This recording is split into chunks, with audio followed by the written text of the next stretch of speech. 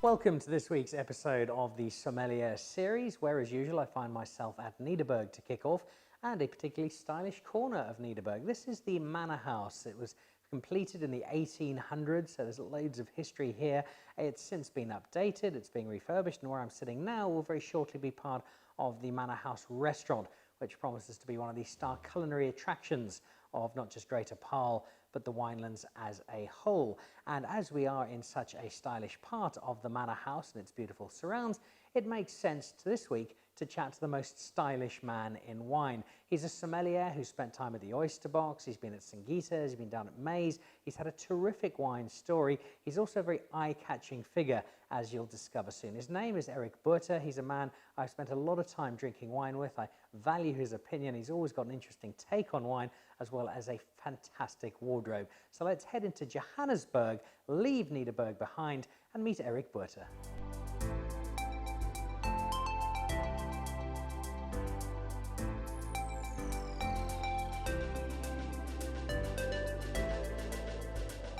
Of all the episodes of the Sommelier Series that I've been looking forward to doing, this probably tops the list. Not just because I'm at a really cool wine bar, Le Chambre Lovo, just off the very busy Corlett Drive. You can probably hear the hustle and bustle of Santon just outside me, but more because of the person I'm speaking to today. He's one of my favorite people in the wine industry. One of the earlier tastings I went to in Johannesburg featured, amongst others, a very debonair, very swish, very well-dressed gentleman who remains to this day, with apologies to Michael Freejohn and his bow ties, the best-dressed man in the South African wine industry. He is Eric Botha, and Eric, it's lovely to spend some time with you. No, thanks, Dan. Yeah.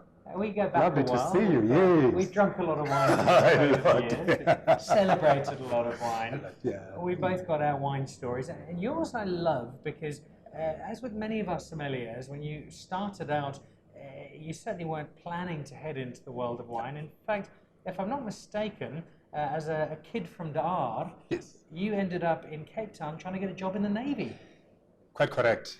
I applied for a Navy after I finished my matric. As you know, everyone, when you finish your matric, you want any job because you want some few cents in your pocket. I thought Navy, they were looking for any people. Then I thought, you know what, let me apply. I got a reply from them. They called me, and that was in Simonstown. And my dad then was staying in Muizenberg, of which is not far from there. I went for my interview. I made my first one. Unfortunately, the second one, I failed it. I thought, oof, this is my first failure. Because as you know in life, you have to fail, or else you're not going to progress. Then whilst I was at home, I got a job at a bottle store. This is back in 1998. This bottle store, when it was quiet, I used to pick up the bottles of wine and read the back labels. And they will write there, this wine tastes of gooseberries, bananas. And then I'm thinking, this is a bit odd. Are the people adding these things in wine? And then the guy that I worked for, he was all the way from Portugal. I used to love the word Shiraz. He gave me a nickname, Shiraz, by the way. And then I didn't even know that Shiraz was the name of the grape. I thought Shiraz, it is a wine. After that, I applied for a job at Woolworths as a cashier. Whilst I was at the till at Woolworths, I saw the guys, they were not looking after the wine department. I thought, you know what, I'm going to look after this department because the stock will be at the back of house. A lot of cases, but the shelves, they were empty. I thought, you know what, let me ask the foods manager, can you put me on the floor? And whilst I was there, I went to the bookshop. I think it was Exclusive. I bought a book called John Platter Guide. It was thin before, like paging through this book. I saw a school there, Cape Wine Academy, that you can do a course. Thought, you know what, I want to do this because I want to know about this wine thing. I did my first course, of which that was an introduction. I thought, this is interesting. And then I learned about those grapes. There's a grape called Cabernet Sauvignon, Shiraz, and Sauvignon Blanc.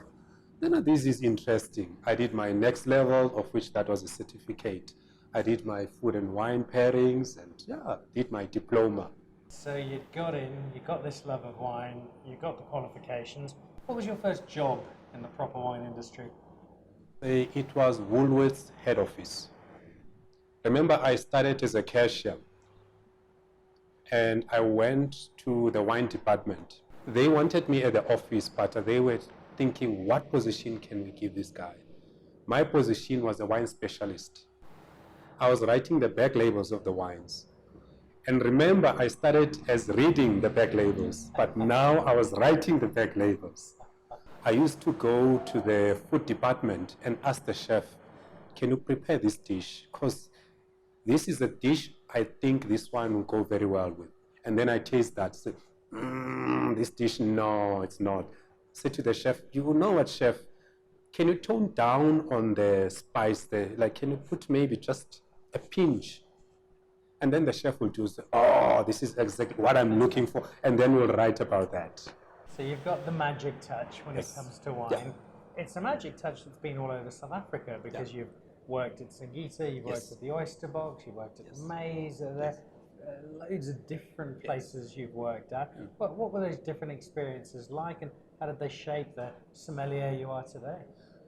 For me to work in those areas as well, those places, it was more to learn as well. And for me in the industry, I think I can slot anywhere because I know how the fine dining work, I know how the casual dining work, I know how the corporate work, because I've been anyway to those as well. And for me, to curate wine list as well, it's much easier for me. Because for me, I don't think for myself, I think for the other person. It's the same when you come to the restaurant I work at. My first question, what do you normally drink at home? So that for myself, I can put myself in your shoes. Because remember, this is not about myself, it is about yourself. And my thing, it doesn't matter what is the price bracket of the wine, as long as you are happy, and then I'm happy. When you look back over your time, what are a couple of the best memories of wine engagements you've had at some of these remarkable places where you've been a sommelier? When I was still in Cape Town, opening this bottle of 1985, it was a French wine. It was a Chateau Latour. And then smelling that wine as well before I came to it was magical. You've also got to travel a lot through wine, time in the bush, time at the coast, Yes. time in the big cities. What's been your favorite place to call home as a sommelier? It's difficult to say, like to be real honest with you, but I must say to you, honestly, Gauteng has been actually one of my best places because I can do whatever I want to do here in Gauteng, and the sky is the limit here in Gauteng. Yeah, I can do a lot. Yeah. And part of the reason you're able to do so much is because of your experience and your knowledge, and it's not just South African experience, because you also had a spell in Burgundy, didn't you? Yes, Burgundy, but Burgundy, I was there in 2006. Burgundy has got only 2 grapes that are known, and that will be Chardonnay for the white, Pinot Noir for the red. But for me to be there to look at the Premier Cruise, the Grand Cruise, it made sense to me, because one vineyard can be owned by 20 people. These 5 rows, they're going to be Grand Cruise. These other 5 rows, they will be Premier Cruise. The other rows, they will be like Bougon. And then for me, it made sense. Yeah. Tell us a little bit about this magical little space and how you found your way here. The gentleman that opened the place, by profession, he's an engineer. As you see a lot of things to do like with the engineer. And before the place opened, the gentleman is a wine person, is a food person. Most of his years, he's been traveling a lot. Then he will go to countries and see how they do things. When he came back to South Africa, he saw there is a lack of a wine bar. Then for him being, should I say, the connoisseur or the enthusiast or a bit of both, he thought, I need a person that can spread the news about the wine industry, that can talk about the wine. And then call me in. And then the first time he met me, the guy actually loved me. It's as if we knew each other for years. And then, yeah. The result is Le Chambre. Le Wine Chambre. Le Wine Chambre here in Ilovo. Yeah. You've got a great selection. Somebody comes in here, they've not just got the chance to drink wine, but they can taste a whole lot because you've got some pretty cool machinery on board. Yes, all the way from Napa Valley in California. What's good about that machine, the wines, they can be protected by the argon gas. And that machine, you can have a taster there, of which that will be, say, about maybe 25 mils. And then you can also have half glass, which that is 100 mil, full glass, that is a 200 mil. If you are here this month and then you come back in maybe 2 months' time, you see the wines in the machine, they are changed. Because we want to also educate people about wine.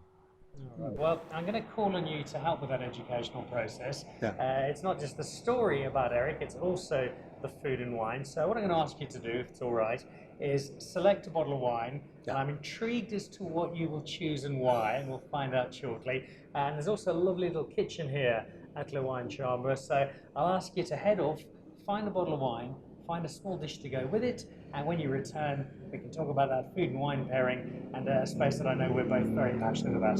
There we go. All right, so we'll send Eric off. He's going to go and find some wine, he's going to go and find some food, and I'm going to sit here with great anticipation.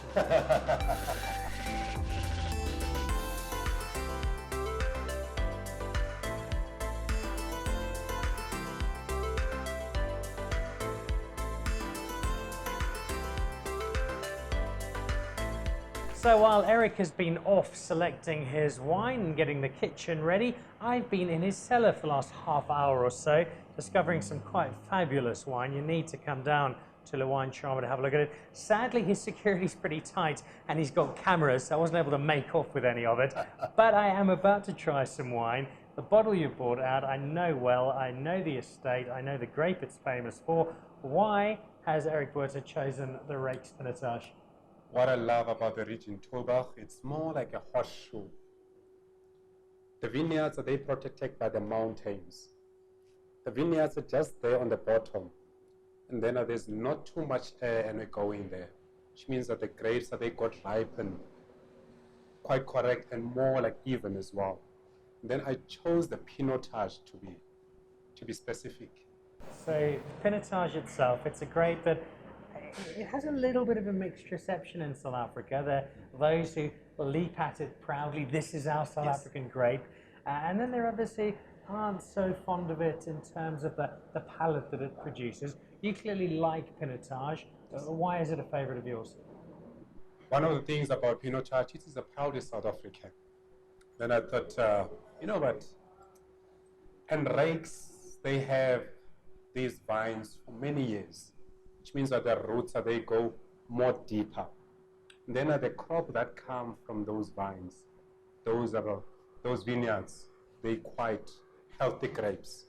Then if you will look at the color of the wine as well, if I will pour it as well, it's a very healthy color. It is more inviting. Much like Eric's wine bar is, and I know you're inviting me to try some, so I'll let you open this up, and let's see what it tastes like. Oh.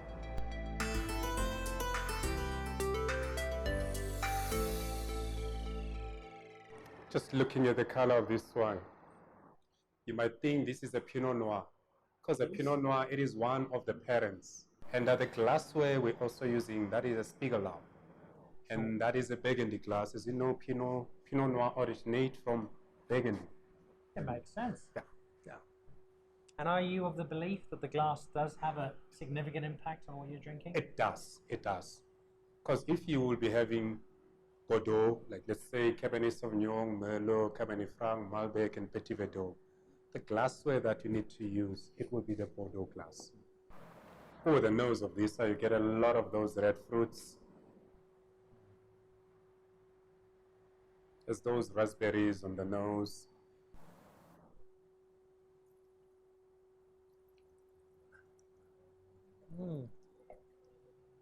Oh.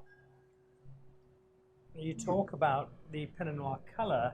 Yeah. There's a definite Pinot Noir character to this wine. It's sort of Pinot Noir that's been to the gym a little, I suppose. The mushroomy, there's a hint of a truffle as well on the wine as well. Yeah.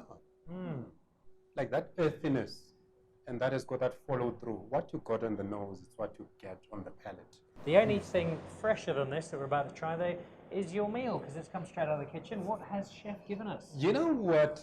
One of the reasons to choose this meal, as you know, my origins, that is in the Northern Cape. And when you are there in the Northern Cape, when they say lamb cutlets, it will be lamb. And lamb, it needs to be under 8 weeks. Once it is over 8 weeks, it is called now mutton. And the temperature that is prepared even, that is medium rare, because that is a very tender meat. And the wine as well, if you taste the wine, it is quite light, it is very supple as well. It is the softness of the wine. It needs also the soft dish. I'm going to try some. This is the Wine Chambre's combination of lamb chops, celebrating the Da'ar roots of our sommelier, and some truffled mash. Right, I'm an excited man, Eric. So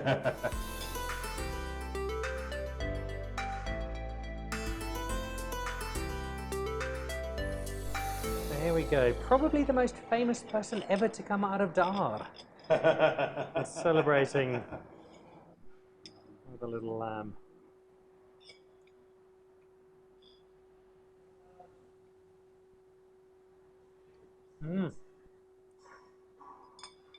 I'm only going to ask you one final question, Eric, and it's one that I think will sum everything up so nicely. You've had this extraordinary journey, you've been to all these different wine places, you've accumulated the knowledge, you now find yourself here at Le Wine Chambre.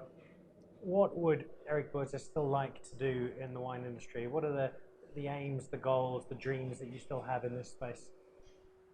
For me, the major thing now, and also the years to come, is to educate people.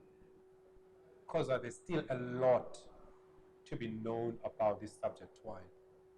I think I mentioned science and art earlier, but I think really you are a teacher at heart, and you teach so well. I've learned so much here, and I hope that when I come back in years to come to Le Wine Chambre or to wherever you find yourself, that maybe, just maybe, I might one day have my very first glass of wine of origin Da'ar with the Eric Botha label on. You will. Eric, thank you so much. It's always a pleasure spending time with you. Thank you for everything you do for our wine industry. Thank you for a lovely meal and great company.